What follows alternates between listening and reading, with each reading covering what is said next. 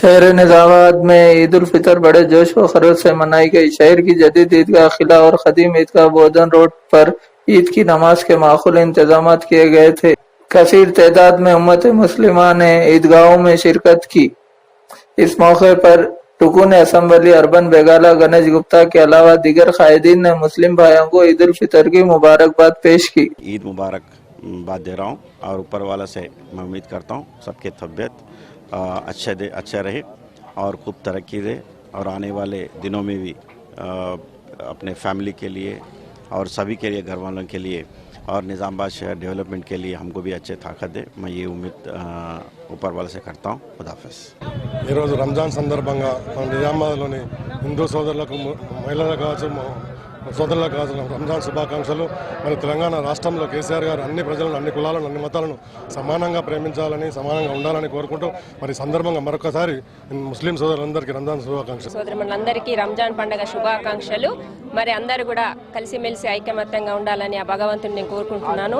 తెలంగాణ రాష్ట్రం ఏర్పడిన తర్వాత పేదవాళ్ళు ఎక్కడ ఉండొద్దని గౌరవనీయులు కేసీఆర్ గారు బట్టల పంపకం కూడా, భోజన కార్యక్రమాలు కూడా ఏర్పరుస్తున్నారు. మరి భగవంతుడు ఎల్లవేళలా మైనార్టీ సోదరు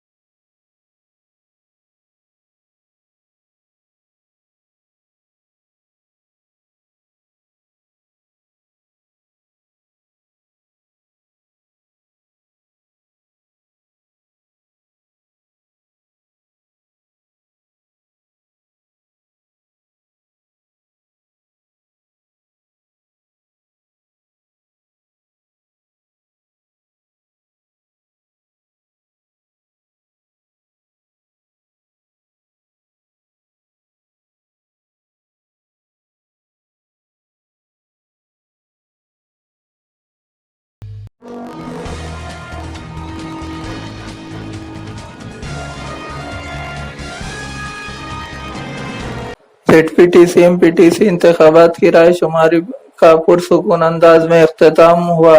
जिले में 236 नशिस्तों पर MPTC में TRS के 149, कांग्रेस के 61 और बीजेपी के 4 और 19 नशिस्तों पर बिला मुकाबला कामयाबी हासिल हुई और 22 आजाद उम्मीदवारों ने कामयाबी हासिल की। दोनों अजला की परिषद चेयरमैन दफादार राजू की अहलिया शोभा निजाम सागर के ZPTC नशिस्त पर कामयाबी हासिल की।